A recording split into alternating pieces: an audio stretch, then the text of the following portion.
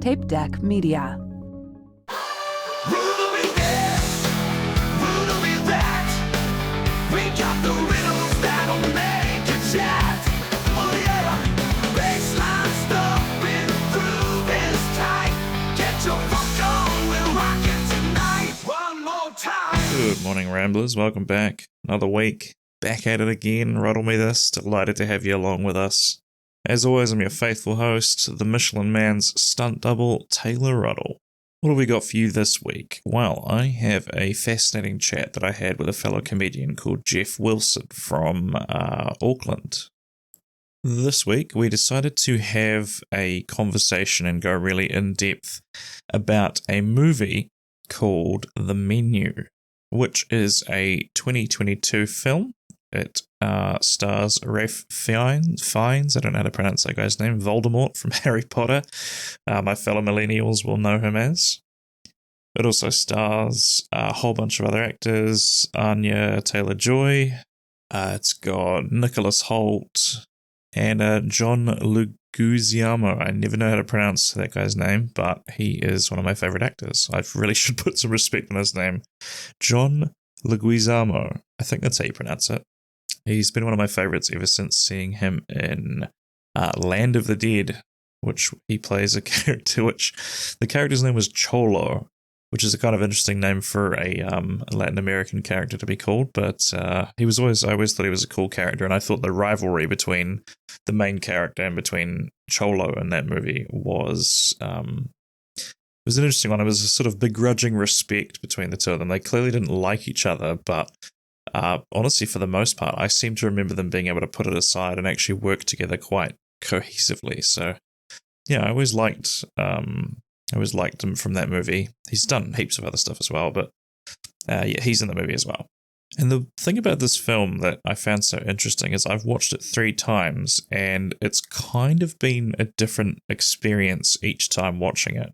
Because on the surface, it's presented as, I guess it's kind of like a black comedy, or like comedy horror is what Wikipedia seems to think it's called, which would make sense. And so the first time I watched it through, I thought, yeah, that's like a cool sort of like darkly funny horror movie about a chef that wants to kill everyone.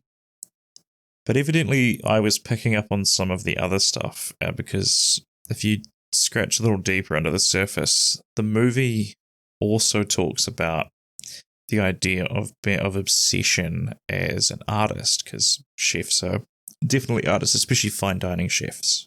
And it deals with this whole idea of like obsession to your craft, and is it worth sacrificing everything else in your life to be good at what you want to be good at? And we get into that kind of chat in the podcast proper.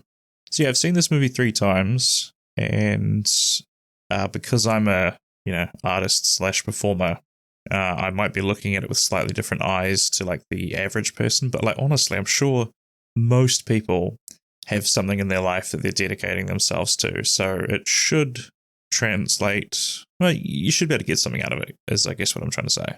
So before we bring Geoff onto the show, I don't really have any plugs to get through. I'm currently, well, at the time of this recording, I'm about halfway through a very, very busy stretch of about 2 or 3 weeks where I have a lot of events and gigs on, so very, very busy right now. But at the time this episode drops, 12th of August, I will hopefully be sipping virgin margaritas on a beach somewhere and kicking back a little bit. But as always, you always have Tuesday nights, the quiz at Holy Moly, hosted by me, Laugh Cellar Comedy Club. Wednesday, the Moi Moi quiz, hosted by me. And then Thursday, of course, the Austin Club, Laugh Cellar, where I am usually on in some form or another. Next week, however, is an interesting one. I am going to be in Twizel, which is in the south of the South. It's sort of in the middle of the South Island. And on the 22nd, I'm doing a sort of private fundraiser type event, doing Beats by Bingo for somebody. And then on the 23rd, I'm hoping to do a show called Giggles and Ghost Tales at the Twizel Theatre, which is a part of the community centre, I think it is. At the time of this recording, I'm currently just in the process of booking that out now and sort of quietly panicking as I've just realised how close it actually is as I'm recording this episode now to drop. So yeah, if you know somebody in Twizel, or you yourself are in Twizel, I don't know if I have any Twizelians listening to my podcast, but if you are, and you like ghost stories, and you'd like to come out and hear a few sort of funny ghost stories, a few kind of creepy, delightfully creepy ones, I'm going to tell a few jokes. It's going to be a fun night. Go to my Facebook page and see if the event is live when you're listening now. I'm guessing, as this is dropping the week before, I will have got it live by then. So please do that, and I'd love to see you there. I'll probably talk about my experience in Twizel on the podcast again. I'll give you a quick reasoning that I'm so stoked to be going back to Twizel. When I was, what is year 7? Like 13, 14. My primary school, we did a school camp to Twizel. And I think I'm actually staying at the same place. I'm not going to tell you where because I don't want anybody to show up with an axe and treat me the way Jason treats all those campers in Friday the 13th. But I'm going to be staying there. I think it's the same place we stayed at. And it was just a great school trip. We went on a Lord of the Rings tour. We got to go and see the salmon farm. Salmon is one of my favorite. It's one of the few meats that I can tolerate. And yeah, something about Twizel, it's just this kind of sleepy little mountainside, plainside kind of, very technical terms there. It's just a sleepy little place. It's in the south, so it's a bit colder than Christchurch. But yeah, I don't exactly know why. Something about it just stuck in my mind. I think it was just a fun trip. So I've been attempting to get a gig there for a long time. Many years now. Pretty much the whole time I've been back running shows on the road here from Christchurch. I've been wanting to go back to Twizel, so this is going to be a fantastic little trip for me. I'm very much looking forward to it. I'll talk about it when I get back, maybe whether it lived up to my the expectations I've built up in my head all these years, but now, yeah, looking forward to it. Alrighty, let's get into the episode. Please welcome to the show, comedian Geoff Wilson. Hello, Geoff. Welcome to the podcast. Hi. I'll figure out what voice to use as we go through this. You might hear it change a few times. Maybe like overexcited podcast voice, and then like, oh, what am I doing? And then like hyper excited again. And then you'll get real introspective, and like you'll be talking like Morgan Freeman by the end of this one. Oh, I was about to do an impression, but let's save that for the audience. So we are talking today about a film that we've both seen, and I don't know how widely known the movie is. I know the cheeseburger scene went sort of viral. Some people might know the movie, but the film we are talking about is called The Menu. I've seen it 3 times now. How about you, Geoff? I've seen it once in theaters with the New Zealand International Film Festival, which I think is coming up again soon, which breaks the chronological release of whatever this is. Yeah. But saw it there and then saw it just like a week ago when you and I were talking about this. But really quickly, I got to say, I'm so happy I saw it in the theater because it was one of those kind of indie-ish theaters, like a bit of an old one. And the vibe just felt perfect for that thing. Like just a handful of people in there who loved it to death. Just everything about that, like old seats, old popcorn, it felt perfectly in line with the theme of that movie. Yeah, I'm so jealous of that experience you got to have because it does feel like that kind of movie you want to give your entire attention to. So I think that would have been a great way to take it in for the first time. It is definitely one of those films, a bit like The Prestige, where watching it a second time changes a lot of the dialogue. I think you kind of hear it and things have double meanings and such on the second watch through. So definitely one that if you enjoyed it the first time, the second time I would say is maybe not better, but it's a different experience watching it the second time. Yeah, I mean, exactly like you said, Prestige, Fight Club, all of the things with twists. It's like, because like my wife, she didn't really remember much, but I was like giddy the entire time because I was like, I can't wait to see how you react to this thing happening. And then I didn't. Oh, well, so what is your take on spoilers on talking about this So for I everybody? guess I think we're just going to go full spoilers. Okay, If you're cool. listening now and you're thinking I haven't seen it, go and watch it because we are going to get real deep into like the core, what we think the core themes of the movie are as artists. I guess perhaps we could give a quick synopsis of the movie to see if people want to watch it. So how would you even begin to describe the plot? The plot You is have a a go. very fantastic art piece about food and the celebration of dining outside with others, the joyous camaraderie that a kitchen feels together in making delectable dishes for patrons to enjoy. Nothing goes wrong. It is very much an art piece. And if you are a foodie yourself, you'll love it to death. Everyone just has a I think nice that's meal about in a it. Yeah. restaurant. Yeah.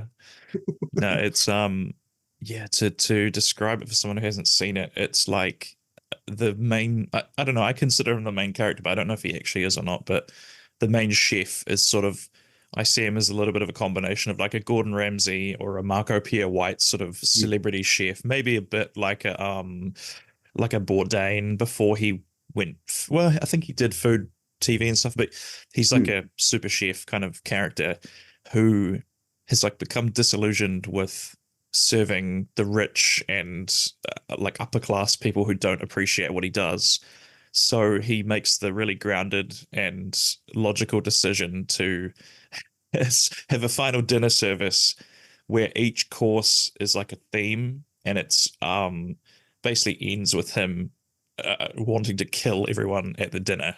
And that's about as far as I can go without getting into spoiler territory. Well, So you already said full spoiler, so I think we just go out and say it. And I uh, would argue it's not that he wanted to kill; he said they deserve to die. Much different take on these that's things. fair. Yeah, no, you're right. And I And realized as a bit of an explanation, like if I was pitching this movie retrospectively to like producers, I'd say it's like the modern day Seven. Like the movie Seven, had all of the different what seven deadly sins, and this is kind of a version of that. Like there's characters that embody wealth, perfectionism, what is this like social status, fanboy, lust, power, people pleasing. So yeah, it's like it's all of that, and that's why it that theme does seem to be all of these should be like eradicated. Like you all have taken Mhm. this way too far. You've been self-obsessed. You've not noticed your own flaws. I've noticed them, but once I know that, I'm no longer ignorant of it, and we all don't deserve to be here. Yeah, that's a very good way to surmise it, and I can't add anything to that. So, yeah, go and watch it if you haven't seen it. But I think as well, if you're an artist of any kind, a craftsman or an artist, you sort of see this movie in a interesting light, in that this is what we wanted to talk about the movie for us because I believe one of the lines that what is the character called Margot Hmm. Anya Joy Taylor, is that her name? I did Taylor Joy. She she says to the chef that he doesn't cook with love anymore. He cooks with obsession. And I think that's another underarching theme of the movie is that he's obviously very talented at his art form, but his obsession has taken it to the point where he almost hates doing it now. And we are two up and coming. Do you consider yourself a comedian or are you more of an improviser? I well, the problem about answering that, and I'm an overthinker for anybody who doesn't already know me, it's that I once heard somebody define a difference between comedian and comic, and Ah, unfortunately, I don't remember what that definition is. So I just have this problem in my head that I don't know how to solve because I don't know what the answer is. right. So with that, with guessing, I'd still say comedian in the sense that still young at it all, like a year stand up or so, and then 2 years and whatnot of improvising and co-producing shows. Um, but still, it's a broad spectrum. I don't like it. Yeah. I'll just do whatever feels good at that moment. Yeah. And I've been in stand up for about 9 years now. So Hmm. allegedly approaching the point where you begin to know what you're doing. So I'm looking forward to knowing what that feels like for once. Uh, so yeah, we're very much up and coming. Well, I suppose maybe you're up and coming. I'm sort of in the middle somewhere. Hmm. And this character Julian Slowick is like he's got his 10,000 hours and that he's in the sort of master stage of his craft. And we were thinking we'd talk today about what we observed from perhaps what were the pitfalls that he fell into and why they might seem like a good idea and an appealing idea for an up and coming artist, but actually ended up kind of isolating him more from people. So the first thing I'd like to get into is that the whole movie takes place on an island, and they are at a restaurant called Hawthorne, which is like a fine dining sort of establishment. And something that was quite cool about the menu on the title of the movie there. The menu is that all of the ingredients come from the island or the surrounding waters. So it's this kind of, I think biome was one of the characters uses the word biome to describe it. And on the island, all the chefs live there. They have like a very military style bunks and everything. Yeah, lockers. And then Julian has his own little cottage on the island. So it seems like they never leave. They're just there. And one of the characters mentions that their day ends at 2 a.m. and starts at 5 a.m. or something. They were getting very little sleep to do their art form, which also feeds back into the idea of dedicating your life to something. These characters obviously are giving everything they have to their art form. But yeah, what are your thoughts off the bat about that idea of like living your craft? Well, already the first thought that comes to mind, given this menu and given the parallels to comedy, both are professions that often, especially the fine dining kind of sides and stuff, that you don't get home until like 2 a.m. So just starting there, it's a professions of little sleep. You wake up early, or I guess wake up whenever you can, because if you're doing stuff late, you'll have to end up.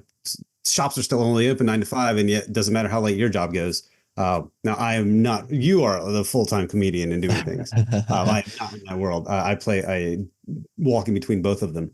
Well, that's the thing. Yes, if you're working a regular job, you almost are working 2 jobs. You're having your night job, and then you're going to sleep at midnight or whatever. Then to wake up at 6 to go to your regular job. So that burns you out like crazy. Yeah, my obsession in that sense is that idea of exactly that. I'll stop the main one and then do things, whether it's posting or making videos and talking to people like yourself, making other dumb things for comedy, preparing other shows, running in shows. And I finally get myself a break at midnight and go, oh, I can rest now. So yeah, it's that's kind of obsession. Like we're making stuff, but we don't. Yeah, why are we making stuff? Do you like have this? Yeah. Do you ever have this experience of like you get home from, like, because you would think that I live a relatively leisurely life, but I'm still doing a lot of stuff during the day and then going to these quiz nights and stuff. And then it's exactly like that. You get back from one of your gigs and you think like, oh, well, I've got to put in a couple of hours of making content. Because I think this is a big thing that comedians especially are facing at the moment is you have to be this like unfailing machine to produce content for the masses. And this podcast has come at a perfect time because I think yesterday I hit my peak of feeling burnt out of creating content. So I'm in exactly the right mindset to talk about You're this at the moment. Yeah, we're like, let's schedule a thing to record more content and more things on your plate. Well, trust me, this is the fun part for me. It's when it's a month down the line when I have to edit it, and that's when I would be a little demoralized, let's just say. Yeah. But the content machine, it is relentless, and it's almost like the analogy I can think of is like you're following a map, but in video games that have that fog of war where you couldn't see what was ahead of you. Feels a bit like that, where everyone's telling you like, yeah, just post clips for like 3 years and just be consistent and post on the same days, and then it'll happen for you and you'll pop off. But you're sort of just walking into this fog of war going like, well, I hope I'm headed in the right direction, but I can't really tell. I can't really tell if it's working or not yet. And you just hit points. It's like that sunk cost fallacy. Sometimes you think like, is it too late to turn back? I just got to keep doing this, or do I need to stop for a bit and reassess what I'm creating? And just all these are the thoughts that keep me up late at night. Is what the hell am I doing? And forcing the analogy of the whole restaurant side, I guess similar things like you open up your dream little cafe or whatever it is, but you don't really know how long it's going to take till maybe you can open up a second one or until it's profitable. how long to stay in it when, COVID and other things keep hitting, just nobody's in the cities anymore. Same as comedy in that sense. Like, how do we get people to shows? We keep making shows. We're consistent. So whether it's content online, content in person, we've got a monthly improv show that's wrapping up now. And it's like, well, keep making it. It's winter. Is winter the reason why less people are coming? Is it something else? How long do we keep doing this at a loss? Mm-hmm. And you never really know, but I guess it's still, you do it because you like it. But actually, real quick before I forget, the content side, the online content side, it does remind me, again, trying to force the movie in as much as I can, of the critics in the movie. When it's like Lillian Bloom and the other guy. And I think Chef Slovic at some point says something along the lines of that, of like, I kept doing this and kept doing things for you because I thought I needed your reviews and I thought I needed your engagement and your publicity. Basically, like, oh, Taylor, you keep making videos online because that's the only way for you to ever get famous. You need me to help promote yours and repost your stuff, and you need your fans to share it. Otherwise, how are you ever going to get a job? And that's what burns him out in a way. So it's, in this sense of, wait, Taylor, I'm not like, there's nobody like outside my door, right? Because it's like, the parallels here of somebody's getting burned out, they're tired, they're disillusioned. I know I've got my own obsessions. I hope there's no like trap waiting for me soon, giant marshmallows and things. Yeah, this was what I was going to say. Actually, this podcast is going to end with both of our deaths, and I've got a nice marshmallow hat for you to wear. And this is going to have to be like the Blair Witch, because if both of us go, there's nobody to actually edit it, and so we're not doing it live. So I guess somebody's going to have found footage of a podcast. It's going to be a found footage podcast. Yeah, absolutely. Does that exist? A found footage podcast? I don't think so. That's a topic for off camera, because I have had an idea for that. But let's try and stick with the theme, because you've done a fantastic job of keeping to it. Well, I haven't, but there was a line in the film where he said he spent his whole life trying to get the approval of people he didn't know, and I went like, oh, that's hitting a little too close to the bone for me there. I let that sit with me for a night or two, but like, actually, I've got a thought on that. If you just on that part of doing things for people you don't know, this is one of the biggest lessons that changed comedy for me in the past 2 months. And talking to Stephen Lyons, because he's like my mentor, and I co-produce a lot of shows with him. Great guy, Stephen. And hi, Stephen. Oh, he's on the shirt. There he is. We were doing the improv. He kept noticing, like, you're like holding back. You're trying to be that people pleaser. You're trying to help your directors out too much and help the audience out too much. He's like, he kept saying, follow your joy. And I kept thinking I understood it. But the real meaning was like, follow your own happiness, which led to like improvised stand-up and stuff in the Dice Show of follow what makes you happy, go to that thread, expand on those thoughts. You will find somebody who likes that. And that's where it started connecting those dots that I've heard plenty of times. So if you've got a restaurant, do the thing that you like. It might not be like the major profitable thing. You might not have to be open every day of the week consistently. You might be open when you wanted. But if you do the thing that you love and it's your crafted little bit, there will be somebody out there in this niche world of the internet today where you can find anything for anybody. Keep doing it at your speed. Do what makes you happy. Otherwise, it's not sustainable. So for you, if you're feeling burned out, like we've talked about a few times for some of the clips you're doing, you know what? Yes, the fast track might be to every day post a thing, the same consistency, find followers, but also if that burns you out, then you're not getting anywhere. So you might as well just do what you like. And then by doing that, you're going to have more fun. If you have more fun, everybody else is going to have more fun. And that's where the organic growth kind of happens. Yeah, exactly. Yeah, it's always theoretical, isn't it? Sorry to interrupt the show, but I got to be a shill for a second. I'm historically bad at self-promotion, but it's one of those things I need to get better at, so here goes. If you like what I do and want to support me going forward, here's how. The main thing you can do if you want to help this podcast grow is to tell people about it, share my posts and reels on social media, and of course, leave a cheeky review on Apple Podcasts, Spotify, or your favorite podcatcher.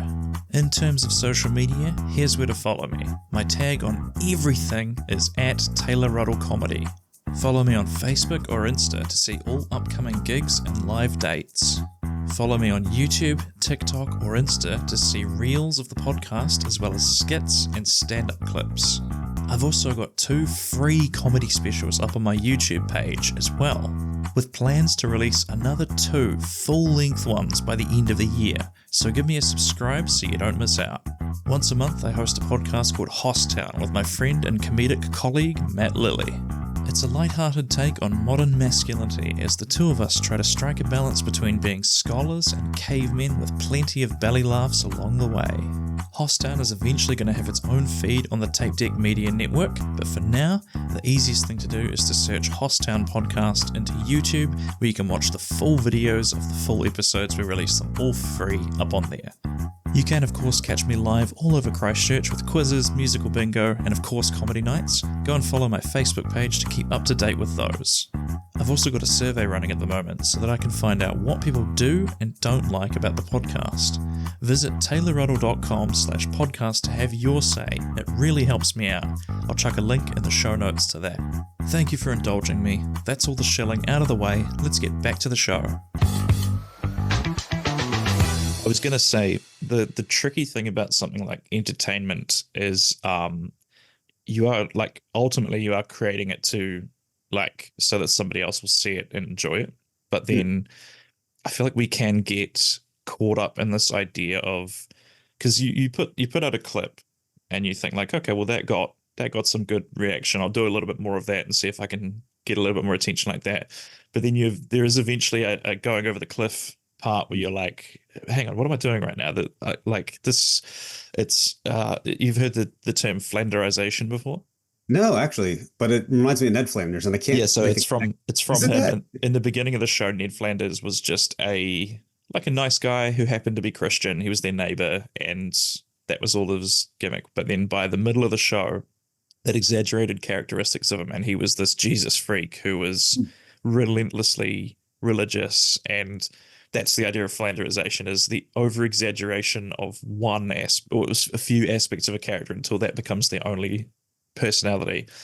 And so it feels like flanderization a little bit, because you think like, oh, that got a bit of attention, I'll do a little bit more of that. And then next thing you're really leaning into something that you sort of just came up with as throwing it against the wall to see if it worked, sort of thing. So I always feel like we're walking a tightrope as entertainers between, on one side of do you remember those old, like those guys who would walk between two buildings and they'd have that stick? Yeah. And I feel like one side is like yeah.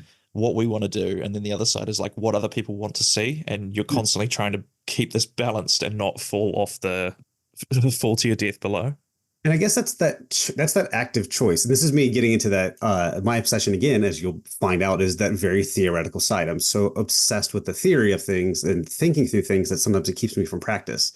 But the idea there being like, you can make stuff for people. You can try to impress them, but one, they might, well, like in your case of if you make the same video over and over, they might be like, well, is this all he does at a certain point? Like you've attracted the people, they go, oh, cool, there's another video of that theme. But after a while, like, well, I guess that's all there is. And I've got my fill of that. I got my thing. So I'll go to something else. So the choice is, if you do make what you want to make when you want to make it, you will lose people, because there'll be people like, well, I don't want to see that new thing he's doing. I don't want to see that new whatever. Oh, that latest album, that latest comedy special. Yeah, it wasn't good as the last one. Yeah, I'm done. But that's a choice. You could either suffer and keep doing that same thing and burning out every day for, maintaining the persona in the face, or go, no, I'm going to do what I want. I'm not going to have as immediate of that, monetary ideally or whatever other hit it is. But it's a choice of what pain do you want. Life is pain. Yeah, that's a fantastic quote. What kind of pain do you want? Because they often do say there's another expression of the pain of regret is much worse than the pain of failure, I think is the expression I heard. So yes, I think the other thing I wanted to touch on for the movie is the fact that he's created this island, Hawthorne. Well, I don't know if he created it as such, but it's his thing there. And the idea of having your dream, for lack of a better word, your Barbie dream house that you could, as so many comics I know have this kind of fantasy of like, I'd love to quit my day job because then I could just spend all day writing and I wouldn't have to worry about anything. But everyone that I know that's gone full time does not spend all day writing, myself included. There's too much other stuff to do, but there's this very appealing idea of like, if I could just have this perfect studio, or whatever it is. If you're a ballet dancer, the perfect ballet studio, the perfect, my own little comedy club and podcast studio, whatever it is. We have this idea that like, What's that? Yeah, it'll solve all my problems if I. Yeah, exactly.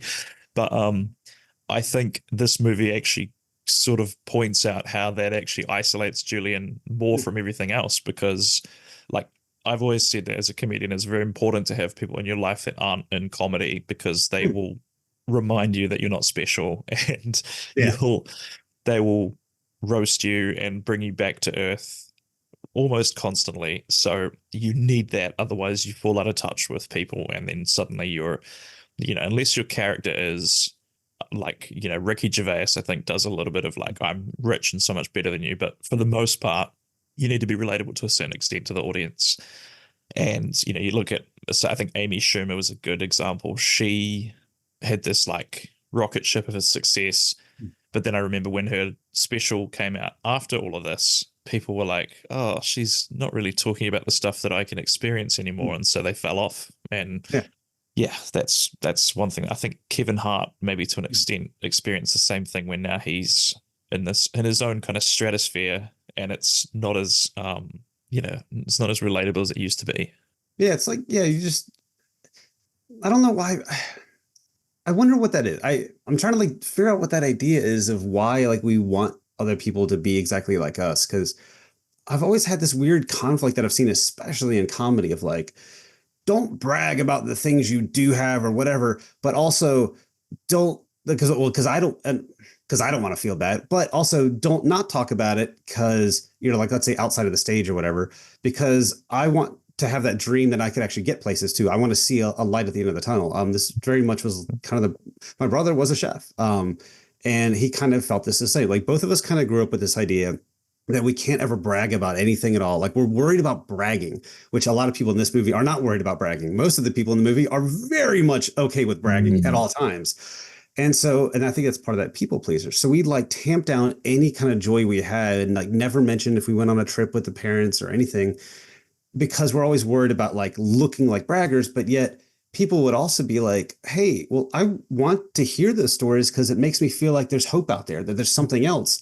So it's like it's this weird balance. You start potentially doing a disservice if you don't talk about authentically you. So like Amy Schumer and all the others, it's an interesting case of, yeah, like you're doing that. I like you because you're like me. I don't like you anymore because I don't relate. But yet, why don't do people not want to see something else? Do they not want to have differing opinions?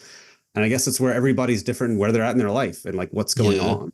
I think the one thing that I often have to I have to remind myself about doing stand-up is that most people live in the real world and this comedy show that they're seeing is not actually that relevant or big of a deal to them. Like, I think, let's say you're the average person that was like watching Amy Schumer's old specials might have watched it and been like, wow, this is really cool. Like, she's talking about the same kind of stuff that I experience, like bad bosses and going to weddings and whatever it is or whatever. And then that's as much thought as they put into it when they're not actively watching it or whatever. And then they go to the seconds, after the fame, and she's talking about all these she's name dropping celebrities and whatever. And it's just so far removed from this person's experience that they're kind of like, well, that's great for her, but I'm still here, on the tube every morning going into work. And so it just doesn't connect. Because, I mean, that's what stand-up is, is connecting with. It's like you're trying to form the audience into a singular organism, and then you're trying to connect with it. And so if the connection's not there, then they don't have any reason to buy in, And I think that's that going back to that choosing your pain. It's like, well, you can then change your style. Like, I guess in Amy Schumer, I'm going to make a total assumption. She wanted to talk about something else and people didn't like it. Well, that's a choice you could make. You're like, well, I might lose my fan base. I might lose all the movie spots I was getting at the time, but I'm going to do this. Otherwise, I'll burn out trying to be something I'm not. Because then that has its own problems if you try to act like you're something that you don't have. Because that's got that whole like, you're a fake, you're a fraud, you're whatever. So just, I don't know. Be you. Yeah.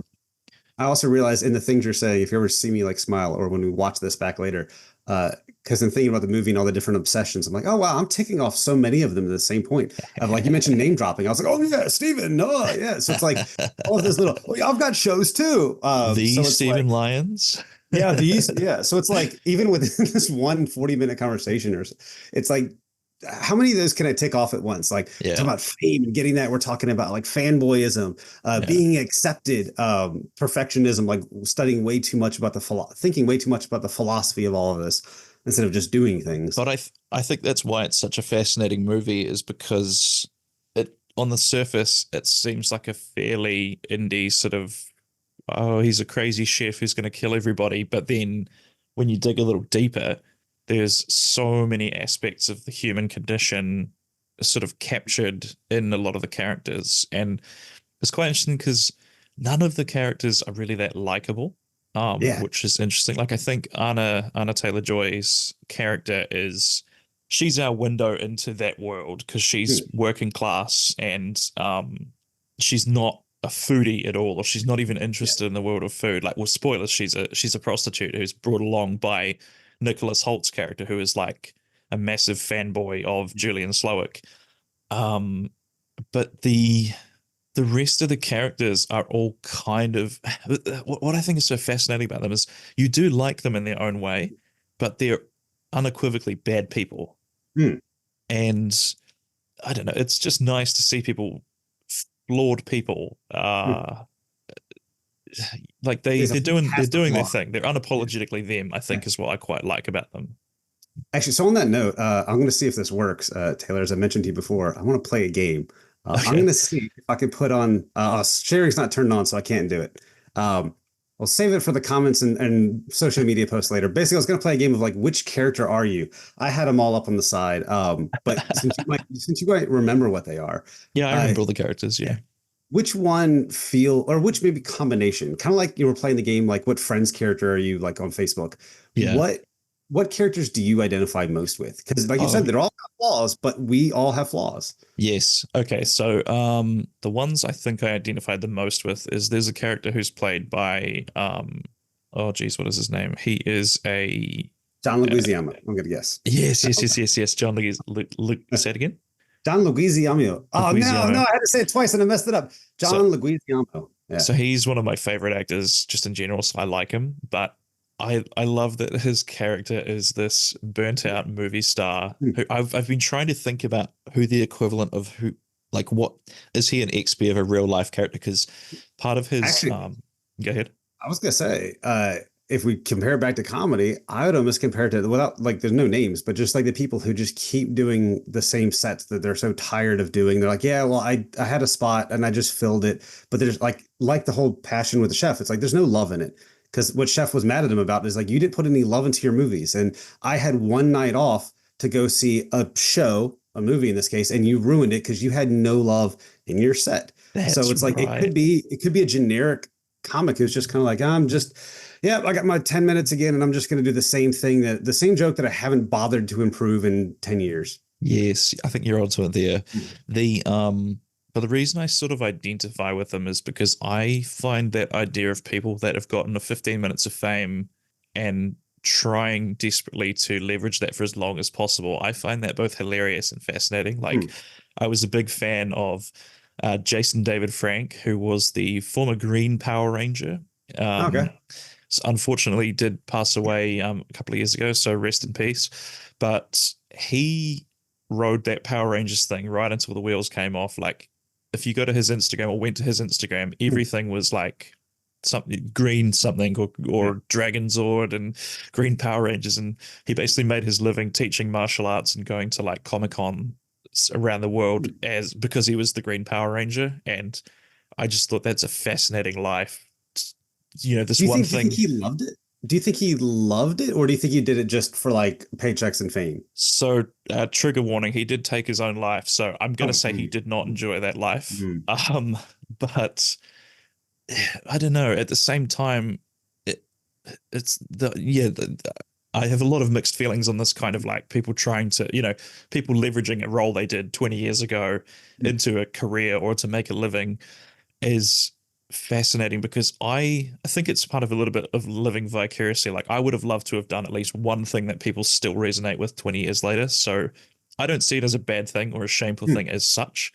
I just find it interesting in all the ways they try to dodge around copyright and sort of sell merch that's like, you know what I'm talking about, but it's not, it's legally, it's different enough that I can sell it and make money off it. And again, a podcast for another day.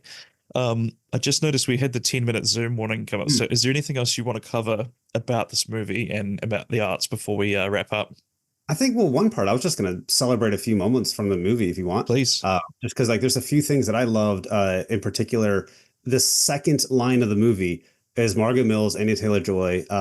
Basically the setup was she's starting to light a cigarette and Nicholas Holt's fanboy Tyler character was like, you can't have that. So just no, you can't because you'll ruin things because that's his perception. That's kind of a bit what I am. And that idea of like, no, you can't do stand up that way because you're not doing it right. Because it's the theory. And she's like, well, I'll write it down. Where's this quote? Her taste buds will die happy. Yeah, so yeah, my palate will die happy. And it's like, Palate it's like right from the beginning, you're just like, she's like, I'm okay with this. I'm okay not having it perfect. I'm okay with my choices and my pain is gonna be, the food won't taste as good. I don't really care anyway, so it's fine. I love that. Do you have any favorite lines from the movie? Oh, so the one line that hit me very hard, because I think this is a fear a lot of performers have, but do you remember when the chef, who's like the sous chef, shoots himself in the head and Jeremy's mess or something like that, I think they called it. Yeah, so Julian Slowick says to him, he's like, what's his name? Jeremy. He's like, Jeremy's good, but he'll never be great. Yeah. And you can see that it's obviously tearing Jeremy up that he's not a great chef. And I think, because this is why I feel conflicted about it, because on one hand, we would think like, man, I'd love to be considered great at our art form, whatever. But then Julian keeps saying to him, do you want my life, Jeremy? And Jeremy says no. And so the point is that we're looking at all of the sacrifices that Chef has had to make to get to his position. And even still, his second in command does not want to be him. Well, because I was wondering, like the way you just said that made me think about it differently. Because is there a chance that Jeremy in this case wanted like the status and that kind of like the chef position, but didn't actually want to do the work for it? It's a slightly alternative angle. I don't think that's the intent, but it made me think about that the way you said it, in that like, do you want my life? You know, all the work I've put in, kind of like, you see a big comic on Netflix and you're like, wow, they've done all the work, but we're just like hoping for that fast track. All of us are like, oh, I hope at the next open mic or whatever, somebody's going to be there and they're going to see me and they're going to give me that next beautiful hour spot and my life's going to be great. And I've never got to do social media again. When really it's like, you're going to have to do all that work to get the thing. You have to do the work to get the results. Exactly. You might get lucky, but you can't bank on that. So I just had a tweak of that to wonder, was Jeremy like, I want your position, but I don't want to do the work. And so I accept that, but I don't think that was the meaning. Because I'm not the best at symbolism. I think you're on the right track, but I think it was less that he wasn't willing to do the work and more that he wasn't willing to sacrifice everything that Julian has sacrificed by living on the island. And obviously he doesn't really seem to have any friends or close connections. There's a bit where talking about how he tried to sleep with one of his staff and she rejected him. So, he's doesn't seem to have any kind of friendships or romantic relationships. His mother's there, so I don't know if she lives there full time or not, but he says like 10 words to her in the whole movie, so I don't know what their relationship is like. But that was my feeling, is that he was kind of asking Jeffrey like, greatness is good, but look at all you have to do to actually get there, and is it worth it? And like look at all of the kind of going back to that fraud idea. Like, look at all these people trying to please each other, but nobody's actually connecting. Nobody's actually like talking to each other. They're just like chatting away in the green room, if you will, of the kitchen. And like, but there's no actual connections there. Now, I'm not saying that's the case here, but in some circles, it definitely has been. So I think there was one scene where they connect, and it's where that young woman, do you remember they let all the guys run? And then all the ladies kind of go back inside, and they're sitting around smoking at the table, and they're just like, fine, for the wine, we're gonna die. They're sort of commiserating, and in that scene, I felt like they're all sort of connecting, and they're all kind of human again. But I think you're right, because what it was they're not They're not They connecting were yet. trying, Lillian, the critic, was trying to play that angle of like winning over the female chef. And then she's like, well, you're still going to die. And that's why they're Yeah. like, screw it. Just Yeah. like, let's like, and it's like, wow, it took that long to like lower your facade and just be a human for a minute. It took Mm. that long. Mm. What, actually, I do got a question for you because you probably analyzed it and thought about it way better than I ever have. At the end, again, spoilers, but we've been going into it. At the end, if Chef gets to have his pure joy of making this cheeseburger, and it's this thing that it's like his life mission's going back, he's fulfilled again. I kept feeling like, why does the rest of the staff still feel like they need to follow through at this point? Because it feels like it's almost like he's betrayed that, like, the whole purpose was we're all flawed and done this. And he finds this moment of like happiness, but yet, I don't know, it bugged me for a second. I do have a response to that actually. I think had that happened to him on any other day, he would have realized, oh wow, okay, this is what I needed to be doing, and he would have quit his job, and he would have, like, have you seen the movie Chef? You know, he's working in a food truck just selling like Cubano sandwiches or whatever.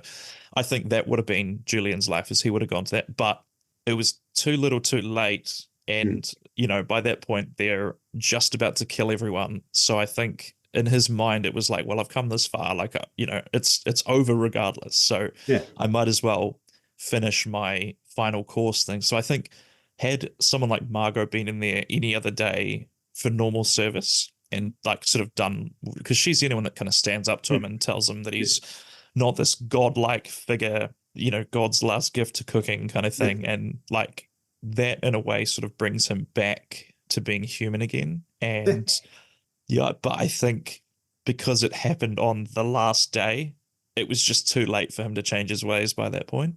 Yeah, it's kind of like that was like she actually flipped him.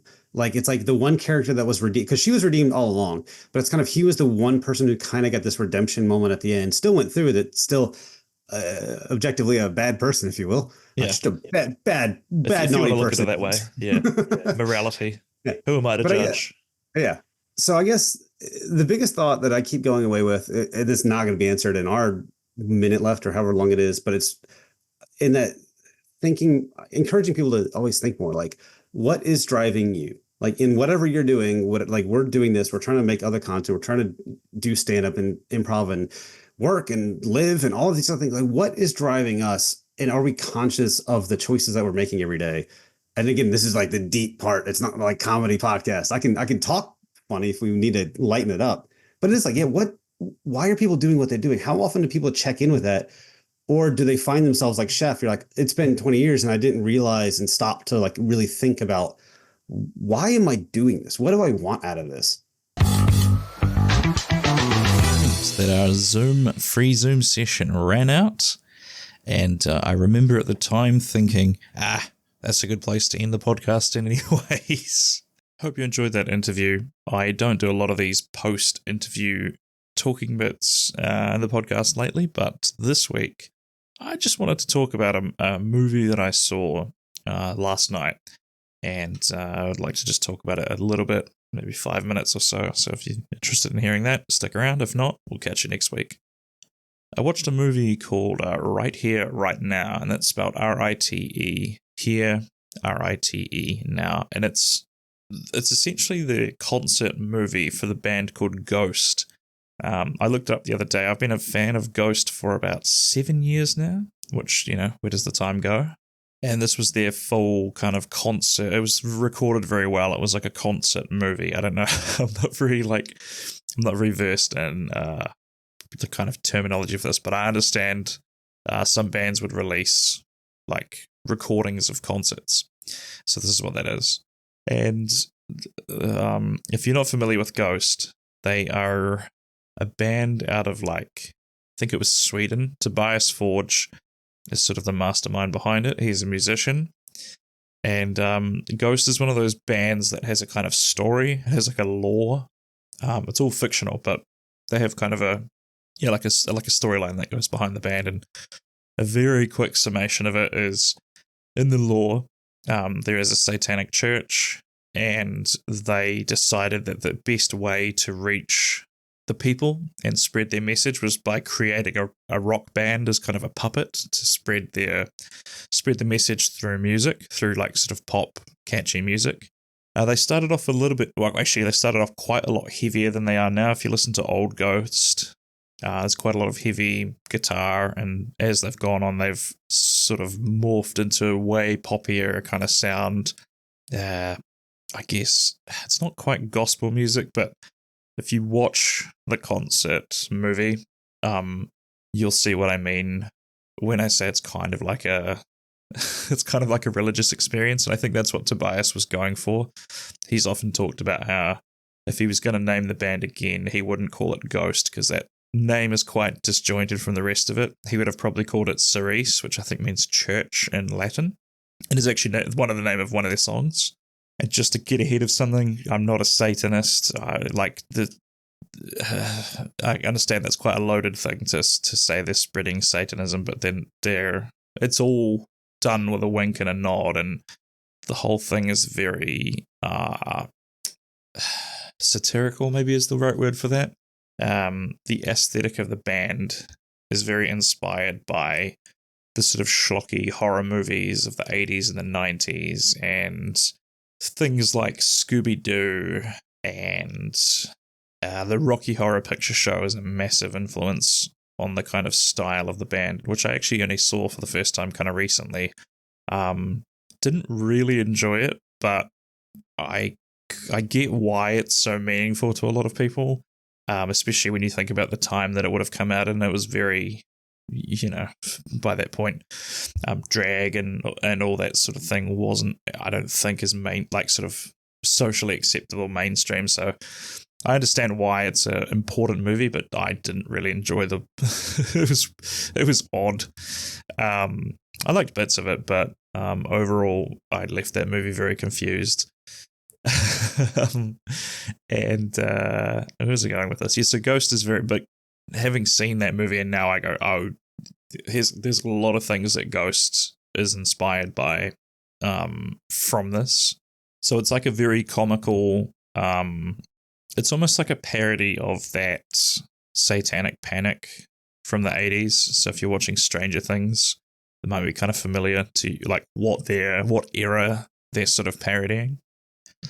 So it's not dark and it's not evil and gloomy. It's very like upbeat and poppy, and there's a lot of sort of disco inspired tracks. And yeah, just give it a listen to yourself. It's you'll either like it or you'll really hate it. It's one of those bands that's quite polarizing, I think. And I know a lot of people that like the old stuff, but absolutely can't stand the poppy stuff, which is, I don't know, fair, I guess, but I like both. And so the story of the band is like, the band is kind of the puppet of the church, and there's the band members are kind of, well, they were anonymous for ages. They were just people in costumes, which was by design. I was reading some stuff about the formation of the band last night, and it was all anonymous because they wanted to have a bit of a mystique about like what you used to have before the internet. You would sort of, your mind, it was quite smart actually, your mind would fill in the blanks about these things that you didn't know. You would sort of just assume things about the band members that you liked, or the musicians you liked. And there's a front man of the band who plays a sort of demonic pope character. It's called Papa Emeritus. And Papa Emeritus is kind of like, yeah, it's like they wear pope robes, I guess, but also very showbiz. There's sparkly jackets, and I think one of them used to wear a sort of like almost like a dinner jacket with swallowtails on it, and they've all got this skull paint each. So that's the thing. Every album up until the last few, they changed the character, I guess, of the lead singer, Papa Emeritus. So the first three were Papa Emeritus 1, 2, and 3, and each Papa was like the front man of the band for an album. But then, I guess around the time they went into the last character, because Ghost sort of started getting mainstream probably around the time I started listening to them. They definitely weren't as massive as they are now. Of all things, I heard them in a wrestling promo, the song Square Hammer, which is pretty much their big closer song. It was the theme of a WWE event, and I heard it in the promo of that, and I remember being like, that is amazing. What song is that? And so that turned me on to them, and then I loved the thing about the lore, and yeah, it's just all, yeah, followed them since then. And they've had several things sort of push them into new parts of the mainstream. I knew they would have a song that would get picked up by TikTok. I just didn't know which one it was. It ended up being a song called Mary on a Cross, which if you're on TikTok, you would have heard it. I think the main thing, it was like it was a mashup of Mary on a Cross and then Buddy Holly by Weezer, who I've recently kind of gotten back into listening to Weezer lately, but that's neither here nor there.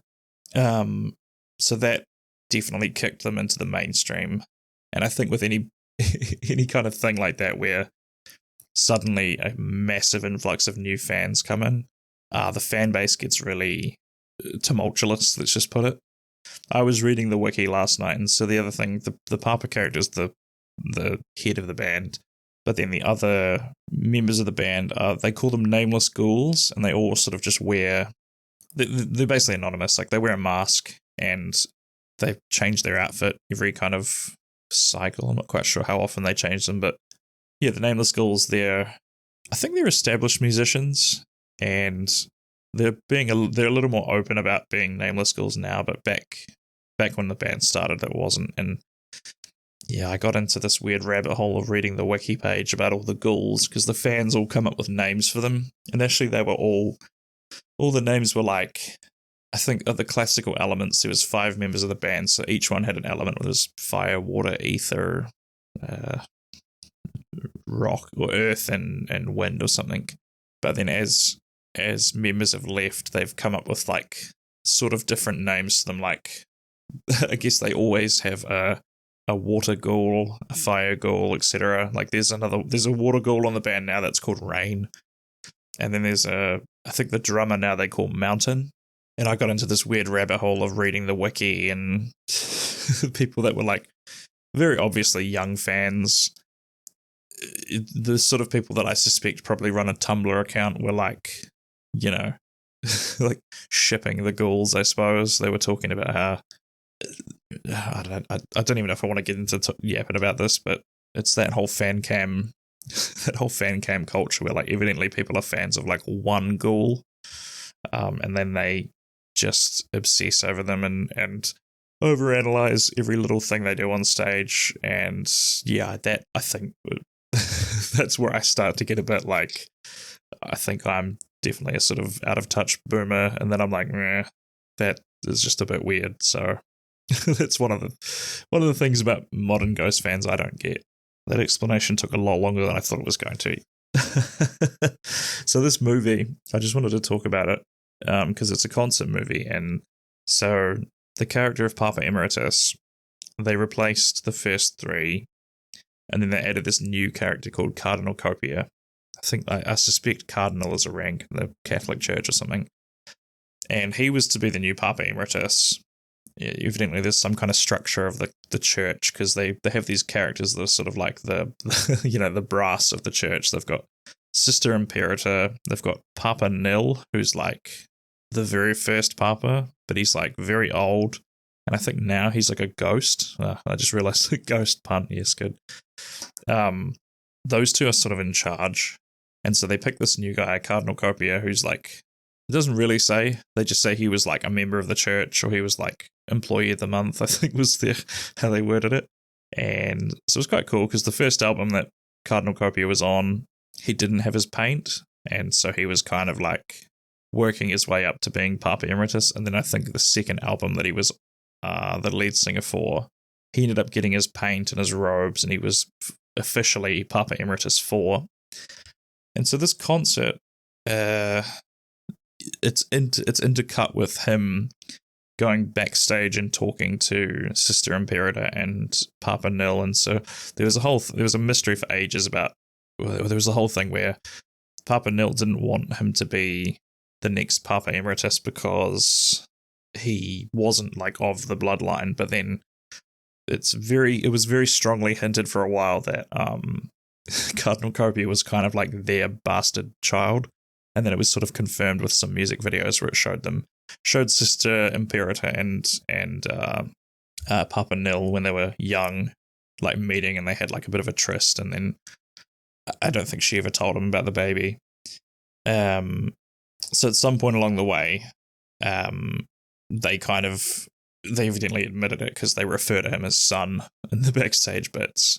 And I didn't really expect this documentary movie to land with me as emotionally as it did, because the whole theme of the movie is Cardinal Copia at the start talking about how it's sort of set up that, you know, they only have the Papa Emeritus for one album cycle, but he's on his third album cycle. So I think he's worried that his time as Papa is coming to an end, but he doesn't want to. He wants to keep it going forever. And his parents sort of in between are kind of like, well, you know, we'll see. Like, just like worry about what you're doing right now, and we'll talk about it later, kind of thing. And throughout the documentary, he goes backstage a few times to change outfits, and he kind of talks to his parents. And the whole kind of theme of the documentary, like I suppose the message, is they're trying to tell Copia to, like, don't worry about who's been before you, don't worry about what's coming after you, like, just be present in the time that you're in now. And, like, you know, the name of it is Right Here, Right Now. And this weirdly hit me in the feels a little bit, because I guess as a performer, well, because that's the other thing, the whole movie was about you know, his father's giving him advice. He tells him to hit the crucifix pose at the end because that's his way of telling the audience that he's given them absolutely everything he's got in his performance. And that kind of stuff was, it was hitting me quite hard, because I guess you sort of, I watched this documentary, big fan of Ghost, and having seen all the success that they've had and they're kind of in the mainstream now, the documentary it kind of had this bittersweet tone to it, where it felt like Tobias Forge was taking a bit of a victory lap, and it seemed like he was really reveling in the fact that he had this big successful concert. And when you look at the old videos of Ghost performing when they were like not a big name and they were wearing these ridiculous costumes and they were just in, you know, like the Download Festival stage, and there's just all this stuff behind them. There's like road cases and there's no backdrop. It was just a normal stage and they looked really out of place. There wasn't lighting, that kind of thing. And if you look at that and then you look at the way this concert was produced, the lighting and the effects and the presentation of it was freaking incredible, especially when you see where they started out to where they've gotten to now. Like I jumped on the Ghost bandwagon about halfway in, so there's even old footage of them performing in like basements and stuff. They still got the robes and stuff on, but yeah, the whole concert kind of felt like Tobias sort of giving himself his roses, if that makes sense. And so, like, as a fan, I was really happy for him, because, like, you know, when you like artists and they do well, it's great. And then I was sort of also looking at it from the eyes of a hopefully up and coming performer. Just thinking about, I wonder if I'm going to get to have moments like this in the future, and what must that feel like to be having this incredible like experience with all the fans. I'm kind of struggling to put into words why it hit me so hard. I guess it's because as a performer, you're always trying to look at what's next. And there's that old cliche of like the performers not appreciating the now or until many, many years later.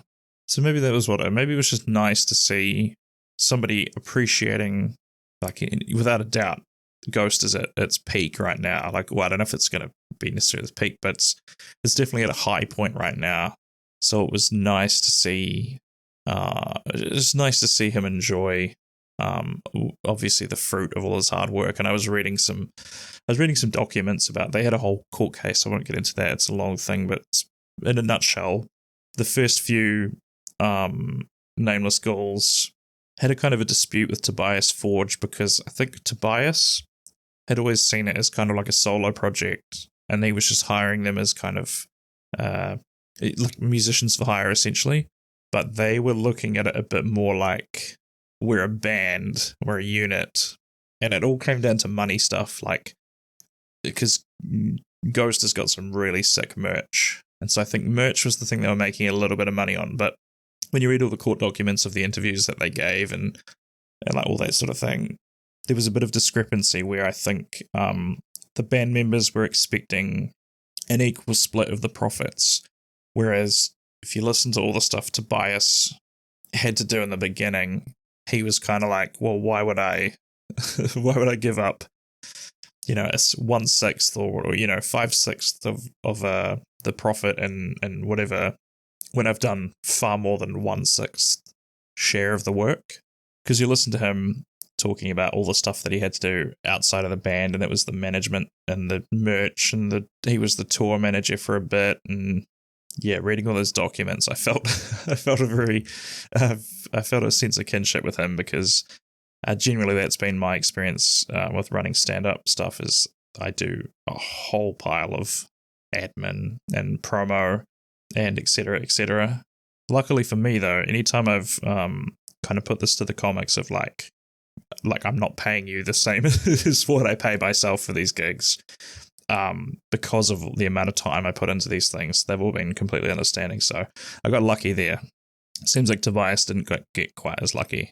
But that court case is definitely an example for why you should have agreements in place from the beginning, because when they're trying to suss everything out, it seems like both parties were just going under a bunch of assumptions. Like the Ghouls just assumed that it was an equal endeavor and they were all sort of, you know, equal shareholders in the band, whereas Tobias assumed that they understood like that they were just musicians for hire. And yeah, it was a big mess, and it did eventually get cleared up. But yeah, so if you're a creative out there, make sure you have your paperwork in order.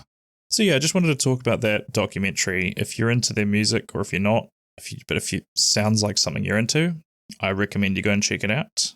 It was in the cinemas, and I believe you can stream it on a platform known as Veeps right now. And I'm sure they'll do like a proper, you know, digital release or something at some point. Alrighty, well, thanks for listening. I appreciate you sticking around to this point if you have already. Hope you enjoyed me talking about a band I like very much.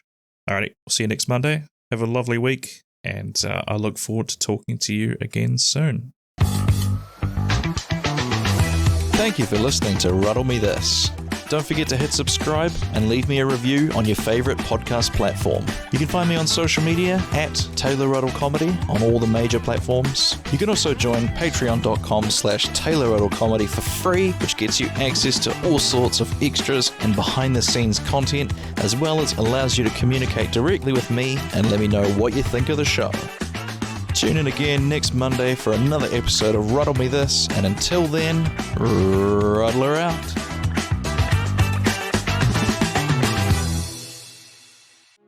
This has been a Tape Deck Media production. Thank you for listening. Hey Ruddlers, I joined a group of podcasters that we are calling the Trailer Alliance, a group of podcasters that share each other's trailers at the end of the episodes and generally support each other. So at the end of each episode for the next few weeks, I'm going to be playing a trailer of one of the members of the Trailer Alliance. And here's one of them now. I hope you like it. Top of the day, everyone. I'm Nisha. And I'm Buddha Badass. And we're the hosts of Hot Garbage True Crime Edition. Do you guys like true crime? I really don't. I feel like you force me on this show every freaking time I come here. Do you guys enjoy listening to victims and murderers and grotesque stuff? People that are sick in the freaking head, that's who likes it. That's who likes it.